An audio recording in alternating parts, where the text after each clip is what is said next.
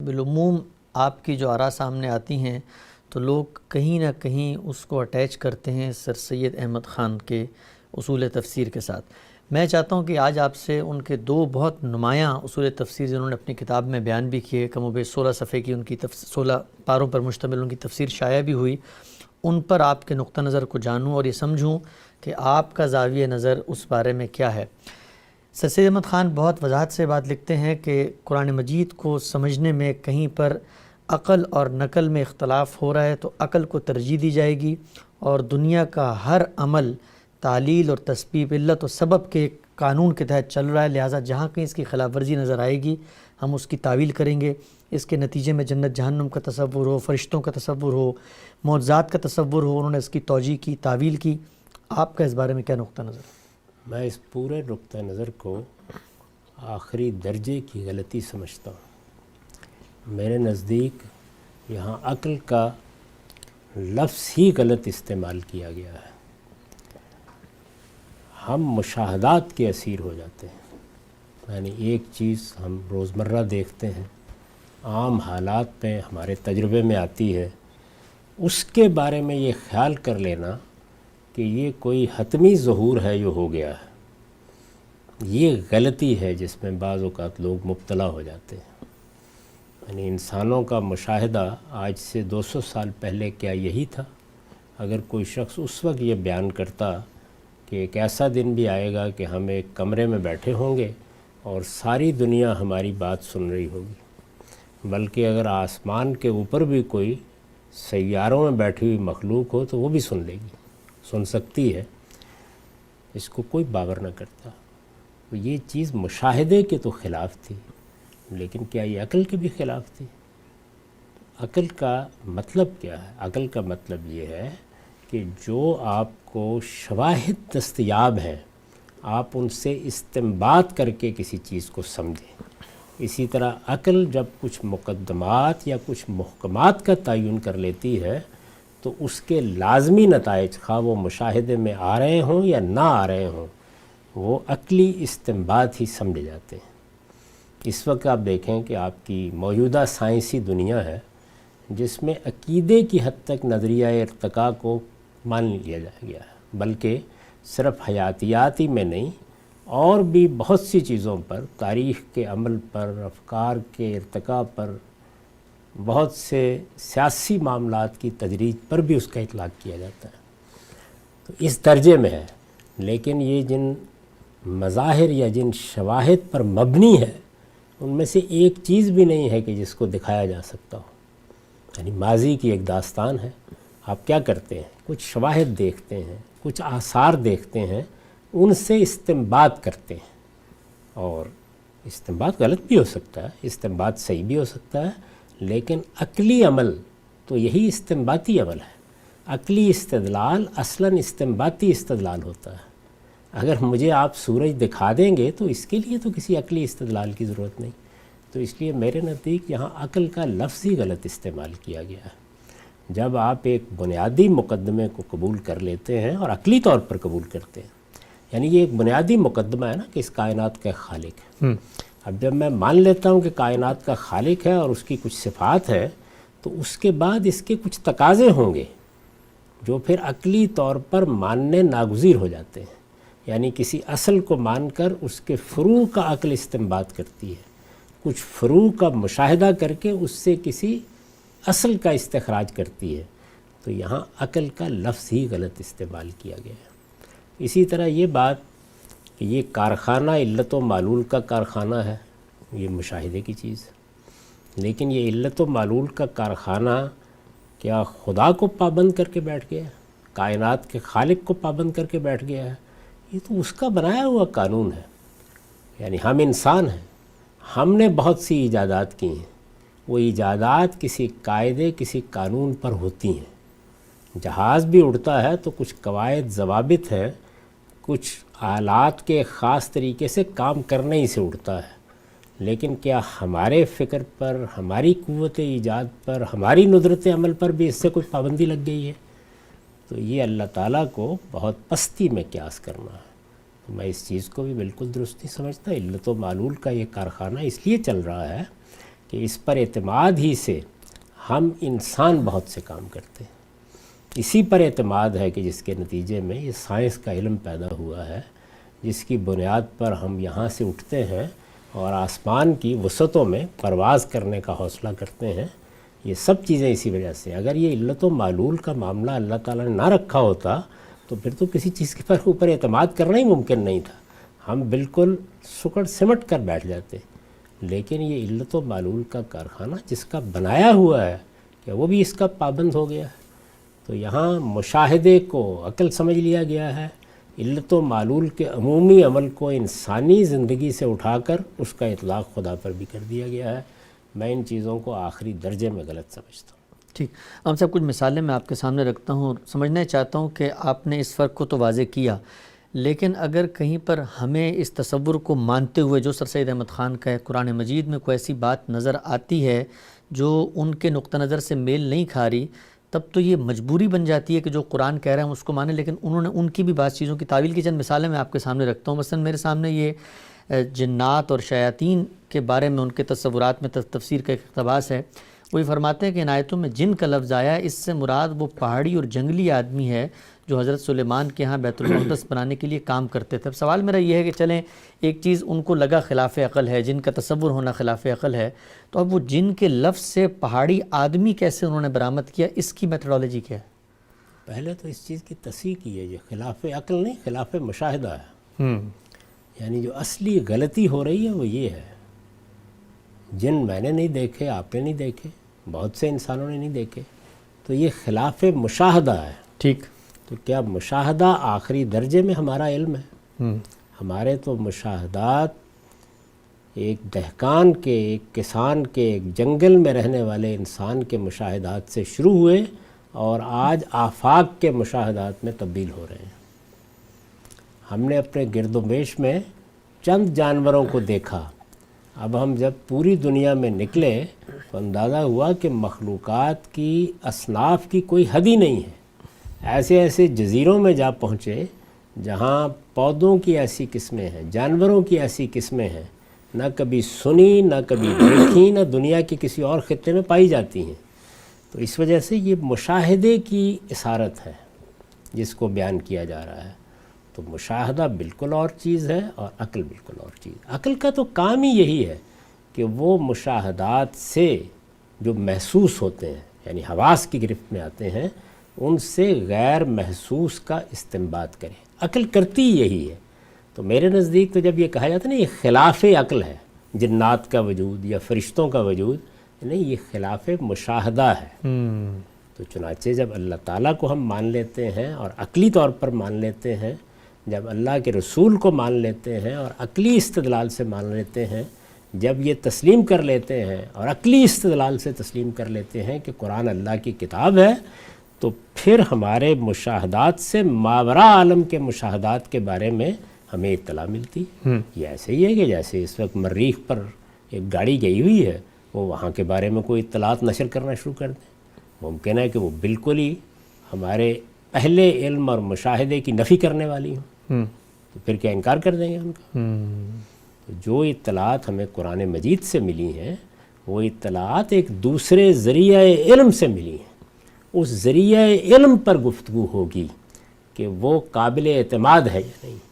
اگر آپ اس کو قابل اعتماد سمجھ لیتے ہیں اور عقلی طور پر سمجھ لیتے ہیں تو اس کی اطلاعات کا کیسے انکار کر سکتے ہیں؟ جب سائنسی طور پر یہ بات مجھ پہ واضح ہو گئی کہ اس وقت جو گاڑی مریخ پر بھیجی گئی ہے وہ علم قابل اعتماد ہے جس کے ذریعے سے وہ گئی ہے اور اطلاعات نشر کر رہی ہے، بالکل ٹھیک. تو اب اطلاعات چیلنج نہیں کی جا سکتی. اب تو جو کچھ وہ بتائے گی وہ ایک حقیقت ہی ہوگی.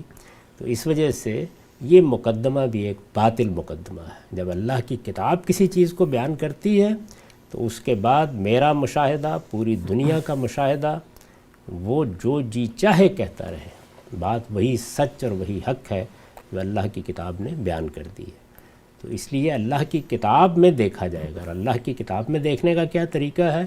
یعنی آپ یہ دیکھیں گے سب سے پہلے کہ جو لفظ استعمال کیا گیا ہے عربی زبان میں اور رسالت مآب صلی اللہ علیہ وسلم کے زمانے کی عربی زبان میں، جس کا علم تواتر اور اجماع کے ساتھ ہم کو منتقل ہوا ہے، اس میں اس کا مفہوم کیا ہے.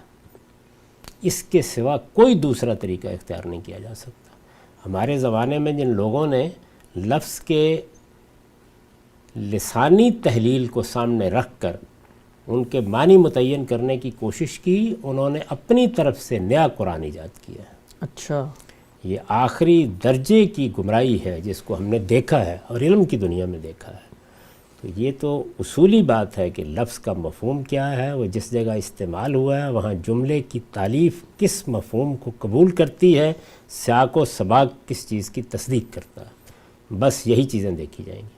اس کے بعد جو اطلاع بھی واضح ہو گیا کہ عربی مبین میں نازل شدہ قرآن میں ہے، وہ آخری درجے کی صحیح۔ اگر کسی جگہ کوئی تردد پیدا ہوگا تو ہم، یہ تو کوئی سوال ہی نہیں ہے کہ ہم اس چیز کی تعویل کریں، نہیں، یہ ہے کہ ہم اپنے فہم کو ریوزٹ کریں۔ یہ ایک مرتبہ پھر دیکھیں گے کہ کہیں ہم بات سمجھنے میں غلطی تو نہیں کر گئے۔ تو اس کو اس اذعان کے ساتھ، اس یقین کے ساتھ پڑھنا چاہیے۔ میں نے لکھا بھی ہے اور کئی مرتبہ آپ لوگوں کو سنایا بھی ہے کہ میرے جلیل القدر استاد کو یہ مسئلہ پیش آیا کہ انہوں نے پرانی تفسیروں میں یہ دیکھا کہ ہمارے ہاں عام طور پر مفسرین یہ کہتے ہیں کہ موتی صرف کھاری پانی سے نکلتے ہیں، میٹھے پانی کے موتی یہ کوئی چیز نہیں ہوتی۔ قرآن مجید نے چونکہ یہ بات کہی ہے یخرج منہما اللؤلؤ والمرجان، تو انہوں نے منہما کی تعویل کی، یعنی یہ ہوتی ہے تعویل، ایک چیز آپ کے مشاہدے کے خلاف آئی، تعویل کی۔ تو جب وہ اسی مقام پر پہنچے تو انہوں نے کہا کہ بھئی یہ سب لوگ یہ کہتے ہیں، مجھے تو معلوم نہیں ہے کہ موتی کہاں کہاں سے نکلتے ہیں، لیکن اگر موتی بھی میرے سامنے آ کے کہیں کہ ہم صرف کھاری پانی سے نکلتے ہیں تو میں ان کی بات ماننے سے انکار کر دوں گا، کہ قرآن کہتا ہے دونوں پانیوں سے نکلتے ہیں۔ سبحان اللہ، سبحان اللہ۔ تو اسی اذعان اور یقین کے ساتھ قرآن کو پڑھنا چاہیے۔ کوئی چیز مشاہدے کے خلاف، عقلی مقدمات کے خلاف محسوس ہو رہی ہو تو سب سے پہلے تو اپنے مشاہدے اور عقلی مقدمات کو دیکھنا چاہیے، لیکن اگر فی الواقع کوئی چیز آپ کو متاثر کر رہی ہے تو آپ زیادہ سے زیادہ یہ کریں گے کہ پھر ایک مرتبہ اللہ کی کتاب کی طرف رجوع کر کے اپنے فہم کو ریوزٹ کریں گے۔ تعویل کرنے کا کوئی سوال نہیں، کوئی اس کا تصور بھی نہیں کیا۔ تعویل کا مطلب ہوتا ہے کہ بات کو آپ نے کچھ عقلی مقدمات کی بنیاد پر اس کے مفہوم سے پھیر دیا، یہ نہیں ہو سکتا۔ ٹھیک، جو مفہوم ہے وہ مجاز ہے تو، حقیقت ہے تو، زبان کے مسلمہ قواعد کی بنیاد پر اس کو طے کیا جائے گا اور اسی پر ایمان رکھا جائے گا۔ تو سلیمان علیہ السلام کے معاملے میں جن سے مراد کوئی جنگلی پہاڑی آدمی کسی بھی صورت میں نہیں لیا جا سکتا، کسی صورت میں بھی نہیں ہو سکتا۔ عربی زبان اس کو ایک لمحے کے لیے سننے کے لیے بھی تیار نہیں، یعنی قبول کرنا تو بہت بڑی بات ہے۔ جو آدمی بھی عربی زبان سے واقف ہے وہ یہ سوچ بھی نہیں سکتا۔ ٹھیک، آگے بڑھتے ہیں ہم سب اس سلسلے کو لے کے۔ ایک اور سوال میرے سامنے انہی کی تفسیر کھلی ہے سر سید احمد خان صاحب کی۔ مشہور آیت ہے، اس میں اللہ تعالیٰ نے سیدنا موسیٰ کو کہا ہے کہ وہ لاٹھی ماریں اور پھر جو ہے اس سے چشمے پھوٹ گئے۔ اس کی توجیہ میں وہ یہ لکھتے ہیں کہ یہ جو کہا گیا ہے کہ پتھر پہ آپ ماریں، تو یہاں پر جو حجر ہے اس سے مراد پہاڑ اور ضرب سے مراد چلنا ہے۔ تو فضرب بعصاک الحجر کے معنی یہ ہوئے کہ اپنی لاٹھی کے سہارے پہاڑ پر چلو۔ تو جب وہ پہاڑ پر چلے سیدنا موسیٰ تو پہاڑ کے دوسری طرف سے جو ہے وہ چشمے ان کو پھوٹ کے نظر آئے۔ تو کیا زبان کے اعتبار سے ایک بات سر سید احمد خان کو خلاف مشاہدہ آپ کے الفاظ میں لگی کہ کیسے ہو سکتا ہے کہ اس میں مارا جائے، اور علت و سبب کے جو قاعدہ ہے اس کے بھی خلاف ہے کہ کیسے ایک پتھر سے چشمے پھوٹ گئے؟ تو انہوں نے اس کی تعویل کی، دونوں پہلو بتائیے گا کہ یہ کیا علت اور سبب کے جو ہمارے فطری قوانین ہیں اس کے خلاف ہے تو ہم کیا کریں گے، اور یہ زبان کیا اس کو قبول کرتی ہے؟ یہاں پہ قرآن مجید وہاں پہ کوئی سائنسی چیز بیان کر رہا ہے جو علت و معلول کا مسئلہ پیدا ہو گیا؟ اللہ تعالیٰ اپنی عنایت بیان فرما رہے ہیں، کہتے ہیں میں نے اپنے پیغمبر کو یہ کہا کہ ایسا کرو، جب اس نے ایسا کیا تو 12 چشمے پھوٹ گئے۔ تو اللہ تعالیٰ نے بہت سے معجزات پیغمبروں کو دیے ہیں۔ سیدنا موسیٰ کے معجزات تو بہت غیر معمولی ہیں۔ نبوت دی گئی اور انہوں نے نبوت ملتے ہی یہ درخواست کی کہ میں تو فرعون کے پاس جا رہا ہوں، وہ ایک باجبروت بادشاہ ہے، میری بات ہی سننے کے لیے تیار نہیں ہوگا، تو میرے پاس کیا سند تقرر ہے، کیسے جاؤں؟ لیکن ان بادشاہوں کا معاملہ یہ تو نہیں تھا کہ کوئی مقدمہ چلائیں گے اور آپ وہاں پہ وکیل کر لیں گے۔ وہ تو عدالت میں کھڑے ہوئے یا اپنے دربار میں کھڑے ہوئے یہ کہہ سکتے تھے گردن مار دو، گردن مار دی جاتی۔ تو جب انہوں نے یہ درخواست کی تو اللہ تعالیٰ نے سند تقرر کے طور پر ان کو معجزات دیے۔ اور ان میں آپ جانتے ہیں کہ یہ معجزہ بھی تھا، لٹھیا پھینکو سانپ بن جائے گی، یہ علت و معلول کے کس قانون کے تحت بنتا تھا؟ تو اس وجہ سے کوئی وجہ نہیں ہے اس کی تعویل کرنے کی۔ یہاں پر بھی اسی طرح دیکھا جائے گا کہ زبان کیا کہتی ہے، عربی زبان کی روح سے اس جملے کا مطلب کیا ہے۔ جو وضرب بعصاک الحجر کے معنی انہوں نے بیان کیے ہیں وہ عربی زبان میں ہرگز نہیں ہو سکتے۔ یہ بعض لوگ یہ جسارت کرتے ہیں کہ وہ ایک لفظ کو دیکھتے ہیں نہ یہ دیکھتے ہیں کہ وہ کس صلے کے ساتھ، کس پریپوزیشن کے ساتھ کیا معنی دیتا ہے، فاعل اور مفعول کے بدل جانے سے اس میں کیا تغیرات ہوتے ہیں۔ تو زبان کے پہلو سے اپروچ کرنے کی بجائے وہ فاعل اور مفعول کو، کسی صلے کو، کسی استعمال کے محل کو نظر انداز کر کے کوئی چیز ضربہ سے لے لی، کوئی اس کے کسی صلے سے لے لی، کوئی اس کے کسی متعلق سے لے لی، ان کو ملا کے ایک نئے معنی پیدا کر لیتے ہیں۔ تو عربی زبان اس سے بالکل واقف نہیں ہے۔ قرآن مجید عربی مبین میں ہے۔ یہ کیوں کہا ہے قرآن نے اصرار کے ساتھ کہ بلسان عربی مبین، یعنی ایک واضح عربی زبان جو رسالت مآب صلی اللہ علیہ وسلم، بلکہ دوسری جگہ کہا ہے کہ وہ واضح عربی زبان کون سی؟ آج کے مصر و شام کی، بلسانک محمد الرسول اللہ کی، آپ کے زمانے کی، اور اس زبان میں جو مفہوم ہے لفظ کا، جو تالیف جملہ کا تقاضا ہے، جو سیاق و سباق کہتا ہے، بس قرآن کے بانی وہی ہیں۔ اس کو سمجھنے میں غلطی لگ سکتی ہے۔ تو میں نے عرض کیا ہے کہ اگر کسی جگہ کوئی چیز خلاف مشاہدہ نظر آ رہی ہے تو آپ اپنے فہم کو ریوزٹ کریں گے، لیکن اگر بار بار مراجعت کے نتیجے میں یہ معلوم ہے قرآن تو یہی کہہ رہا ہے تو پھر مر جائیں گے، قرآن ہی کی بات صحیح ہوگی۔ سبحان اللہ۔ غام صاحب، آخری سوال اس موضوع پر، لوگ بعض نتائج سے جو سر سید احمد خان کے ہاں بھی نظر آتے ہیں، کچھ مماثلت تلاش کر کے جو مکتب فراہی کے علماء ہیں ان کو جوڑتے ہیں کہ شاید سر سید ہی کا جو نقطہ نظر ہے، پیراڈائم ہے، ایک ہی نتیجے تک دونوں جو ہیں وہ شاہراہیں لے کے جا رہی ہیں۔ مجھے یہ بتائیے گا خلاصے کی صورت میں کہ سر سید کے جو اصول تفسیر ہیں اور جو فراہی مکتب فکر کے اصول تفسیر ہیں، ان میں بنیادی جو فرق ہے وہ فرق کیا ہے؟ وہی جو ابھی میں نے آپ سے عرض کی، یعنی امام فراہی کے ہاں یہ چیز طے ہے کہ عربی زبان، اس کے اسالیب، جس طرح کہ وہ عربی زبان رسول اللہ کے زمانے میں بولی جاتی تھی، بالکل اسی کو سامنے رکھ کر ہم قرآن مجید کی مراجعت کریں گے۔ ہمارے عقلی مقدمات، ہمارے مشاہدات، ان میں سے کوئی چیز بھی ایسی نہیں ہوگی کہ جو قرآن پر اثر انداز ہو۔ قرآن مجید سے جو بات سمجھ میں آئے گی اس کی روشنی میں ان چیزوں کو دیکھا جائے گا۔ تو یہ تو ترتیب ہی بالکل الٹ ہے۔ تو ہمارے ہاں تو اس کا کوئی تصور نہیں ہے، اور سر سید احمد خان کی بہت قومی خدمات ہیں اور اس لحاظ سے وہ ہمارے قومی رہنماؤں میں نہایت ممتاز شخصیت ہے، اس میں کوئی دو رائے نہیں ہو سکتی۔ لیکن قرآن مجید کی تفسیر یا قرآن مجید کے فہم سے متعلق جو کچھ انہوں نے لکھا ہے، خواہ وہ اصول میں لکھا ہے، خواہ وہ اطلاق میں ہمارے سامنے آیا ہے، وہ بالکل ایک معصیت ہے، اس سے زیادہ کوئی چیز نہیں۔ ہم نے گزشتہ دنوں آپ سے بات کی تھی سر سید احمد خان کے اصول تفسیر پہ، ان کی تفسیر میں لکھے ہوئے دو اصول، دو ضابطوں، قرآن پہ غور و فکر کے دو قاعدوں پر آپ نے اپنا نقطہ نظر واضح کیا تھا۔ اس پر ایک سوال ہمیں یہ سامنے آیا کہ آپ نے سر سید کے اس علمی پہلو کو تو زیر بحث لائے، اس پر تنقید بھی کی، لیکن سر سید احمد خان کے پیچھے جو محرکات تھے اس کام کو کرنے کے، ان کے جو نظریات تھے، سامراج کی خوشنودی، تائید، مستشرقین کے ایک طریقے سے بات کو اپنانا، مروبیت ان کی اس دور کی ایجادات اور سائنس، اس کو آپ زیر بحث نہیں لے کر آئے۔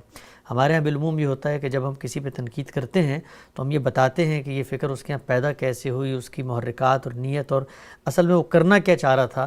تو آپ نے سر سید کے اس پہلو کو اگنور کیا، اس کی کیا وجہ ہے؟ میں تو اس کو ایک شدید نوعیت کا گناہ سمجھتا ہوں۔ یعنی میرا کیا کام ہے کہ میں کسی کے محرکات طے کروں؟ میرے سامنے کسی شخص کا قول آئے گا یا کسی کا فعل آئے گا، تو مجھے یہ دیکھنا ہے کہ کیا وہ قول اگر دین سے متعلق ہے تو قرآن و سنت کے مطابق ہے، فعل اگر دین سے متعلق ہے تو قرآن و سنت کے مطابق ہے۔ اللہ تعالیٰ نے قرآن مجید کو معیار بنا دیا ہے اور یہ کہہ دیا ہے کہ تمام اختلافات میں یہ کتاب حکم ہے، یہ فیصلہ کرے گی۔ تو اس لیے میری زبان سے تو آپ نے کبھی یہ نہیں سنا ہوگا کہ میں نے کسی کے محرکات طے کیے ہوں۔ یعنی کسی آدمی نے ایک رائے قائم کی ہے، حالات کے لحاظ سے بھی وہ رائے قائم کر سکتا ہے، سیاسی عوامل کے لحاظ سے بھی رائے قائم کر سکتا ہے، سماجی تغیرات کے حوالے سے بھی رائے قائم کر سکتا ہے، تاریخ کے کسی خاص دور کے زیر اثر بھی رائے قائم کر سکتا ہے. لیکن مجھے کیا ضرورت ہے کہ میں اس کے محرکات اور اس کی نیت متعین کروں؟ اس سے کیا چیز ہے کہ جو میں لوگوں کو دوں گا، اور کیا خدمت ہے جو میں انجام دوں گا؟ اس میں زیادہ تر قیاسات ہوں گے، مختلف چیزوں کو میں ایک قاعدے میں رکھ کے اس سے کچھ نتائج نکال لوں گا. تو میرے سامنے سر سید کی بے پناہ خدمات ہیں. انہوں نے تعلیم کا بندوبست کیا، لوگوں کو یہ بتایا کہ وہ قومی حیثیت سے جینا چاہتے ہیں تو انہیں جدید علوم سیکھنے چاہیے. جو تہذیبی تغیرات پیدا ہو رہے تھے ان کے بارے میں مسلمانوں کو متنبع کیا. دین کے معاملے میں یہ ہر شخص کو معلوم ہے کہ وہ کتنی حمیت رکھتے تھے، رسالت مآب صلی اللہ علیہ وسلم سے کتنی محبت رکھتے تھے. اپنے گھر کا اثاثہ تک وہ بیچنے پر آمادہ ہو گئے کہ وہ رسالت مآب صلی اللہ علیہ وسلم کی سیرت پر جو اعتراضات کیے جا رہے تھے ان کا جواب دیں. اپنی زندگی انہوں نے مسلمانوں کی تعلیم کے لیے وقف کر دی. وہ ہماری تاریخ کے بڑے قومی رہنماؤں میں سے ہیں. تو اس حیثیت سے ان کی خدمات بالکل ناقابل انکار ہیں. ایک خاص دور میں وہ یہ سب کر رہے تھے. اس وقت ایک بڑی سلطنت ختم ہو گئی تھی، مسلمان اپنے ماضی سے محروم ہو رہے تھے، نئی قوتیں سامنے آ رہی تھیں. اس میں کسی چیز کا صورت حالات کے لحاظ سے ان پر اثر رہا ہو تو رہا ہوگا، لیکن یہ میری دلچسپی کی چیز کیوں ہے اور میں اس میں کھوج کرید میں کیوں پڑھوں؟ مجھے تو صاف صاف یہ دیکھنا چاہیے کہ بات کیا کہی جا رہی ہے. یعنی وہ بات اللہ کی کتاب کے مطابق ہے. اس طرح کی چیزیں اصل میں وہ لوگ پیش کرتے اور ان کی بنیاد پر اپنے مقدمات قائم کرتے ہیں جن کے سامنے یا تو پروپیگنڈا کرنا ہوتا ہے اور یا یہ ہے کہ وہ قرآن و سنت کی بنیاد پر استدلال کرنے کی اہلیت سے بے بارہ ہوتے ہیں. اگر اللہ کی کتاب آپ کے پاس موجود ہے، رسالت مآب صلی اللہ علیہ وسلم کے ارشادات موجود ہیں، تو بحث ساری اس پر کیوں نہ ہو؟ چنانچہ جب آپ نے مجھ سے سوال کیا تو سر سید کی قومی خدمات کا بے حد مداح ہونے کے باوجود، چونکہ میں ان کی مذہبی آراء کو اصول میں بھی غلط سمجھتا ہوں اور بہت سے اطلاقات میں بھی، تو میں نے اپنی بات دلیل کے ساتھ واضح کر دی اور یہ بتا دیا کہ زبان بیان کے قطعی اصولوں کے تحت سر سید کا نقطہ نظر غلط ہے. میرے نزدیک ہر معاملے میں اتنی ہی بات کافی ہے. میں تو اس سے پہلے ایک سوال کے جواب میں آپ کو یہ بھی عرض کر چکا ہوں کہ ہمیں اب یہ متعین کر لینا چاہیے کہ وہ کیا چیزیں ہیں کہ جن کی بنیاد پر ہم عربی زبان میں ضلالت اور اردو میں گمراہی کا لفظ اختیار کریں گے. ان کو بھی میں نے متعین کر کے بتا دیا ہے کہ دین میں جو وہ 10 چیزیں بیان کی ہیں رسالت مآب صلی اللہ علیہ وسلم نے، اسلام کیا ہے، ایمان کیا ہے، اس کے جواب میں ان میں اگر کوئی تعویل کا بڑا انحراف ہے تو یہ لفظ استعمال کرنا چاہیے، ورنہ غلط اور صحیح.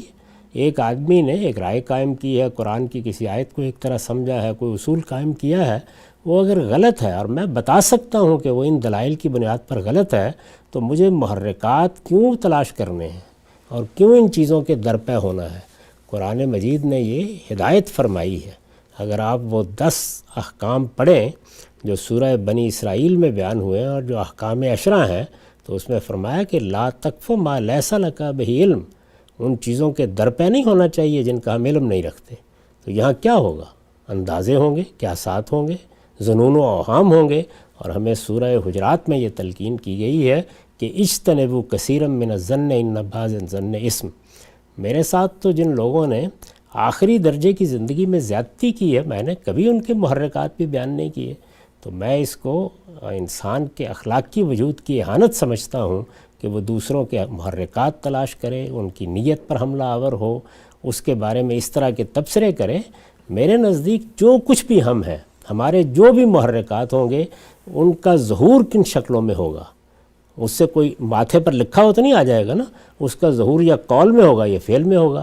تو قول اور فعل دونوں کو اگر وہ دین سے متعلق ہے تو ہم قرآن و سنت اور رسالت مآب صلی اللہ علیہ وسلم کے ارشادات کی روشنی میں جانچ سکتے ہیں، اور اگر وہ دنیا سے متعلق ہے تو عقل کے مسلمات کی روشنی میں اس پر گفتگو کر سکتے ہیں.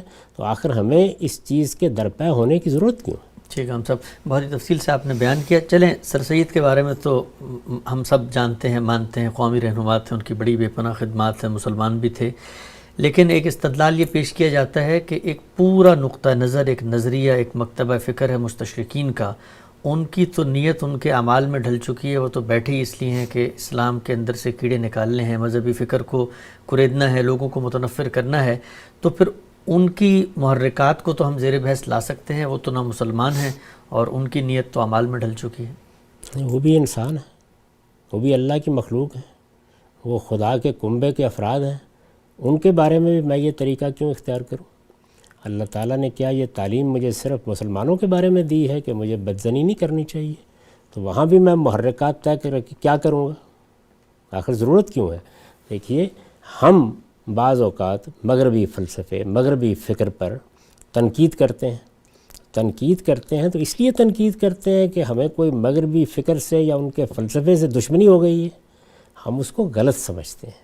ان کے بارے میں بھی یہ حسن ظن رکھا جائے کہ وہ ہمارے دین کو، اس کی دعوت کو، اس کے مقدمات کو بعض موقعوں پہ غلط سمجھتے ہیں تو ان کو تنقید کا حق حاصل ہے۔ وہ تنقید کریں گے تو یا کوئی قول وجود میں آئے گا یا فعل وجود میں آئے گا۔ اچھا، فعل تو وہاں زیر بحث ہی نہیں ہے، اس کی وجہ یہ ہے کہ ہمارے ہاں ان کو کوئی دینی مفکر کی حیثیت سے کسی نے پیش نہیں کرنا، تو وہاں قول ہی قول ہے، ان کے اقوال دلائل پر مبنی ہوں گے، دلیل مضبوط ہے، سر تسلیم خم۔ یعنی مستشرقین کی دلیل بھی مان لی جائے گی؟ دلیل تو دلیل کے سامنے سر تسلیم خم کیا جاتا ہے، یہ دیکھا جاتا ہے کس کی دلیل ہے۔ یعنی دلیل ہمارے کسی آدمی کی ہے، کسی مستشرق کی ہے، یہ لاک کی ہے، یہ والٹیئر کی ہے، یہ روسو کی ہے، یہ سقراط کی ہے، دلیل ہے تو دلیل کے سامنے سر تسلیم خم کرنا، یہی تو ایمان ہے۔ آپ جانتے ہیں رسالت میں آپ صلی اللہ علیہ وسلم نے کیا فرمایا ہے کہ تکبر بطر الحق ہے، یعنی جب کوئی حق تمہارے سامنے آ جائے تو اس کے مقابلے میں اکڑنے کا نام، اترانے کا نام، اس کو قبول کرنے سے انکار کر دینے کا نام، یہی تکبر ہے، اور تکبر تو بڑے جرائم میں سے ہے، تو اس کا ارتکاب کسی شخص کو نہیں کرنا چاہیے۔ ان کی بھی بات دیکھی جائے گی، وہ اپنی بات دلائل سے بیان کرتے ہیں، اور الحمدللہ میں اس پوزیشن میں ہوں کہ آپ ان کا کوئی مقدمہ پیش کیجئے، میں اس کا تجزیہ کر کے بتا دوں گا آپ کو کہ دینی لحاظ سے اس میں کیا غلطی ہے، علمی لحاظ سے اس میں کیا غلطی ہے۔ ہمارے ہاں یہ روایت قائم ہونی چاہیے۔ ہم عادی ہو گئے ہیں پروپیگنڈا کرنے، لوگوں کو ایجنٹ قرار دینے، ان کی نیتوں پر حملہ کرنے۔ مجھے اندیشہ ہے کہ جب اس طرح کے لوگ قیامت میں خدا کی بارگاہ میں کھڑے ہوں گے اور خدا ان سے وہ سوال پوچھے گا جو رسالت مآب صلی اللہ علیہ وسلم نے اپنے ایک صحابی سے پوچھا تھا کہ تم نے اس کا دل چیر کے دیکھ لیا تھا۔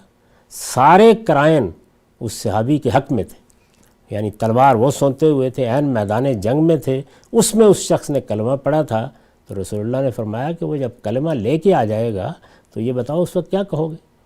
تو سوال یہ ہے کہ میں اپنے آپ کو اس خطرے میں کیوں ڈالوں کہ میں کسی کی نیت طے کر رہا ہوں، کسی کا محرک طے کر رہا ہوں، کسی کو فلاں اور فلاں کا ایجنٹ قرار دے رہا ہوں۔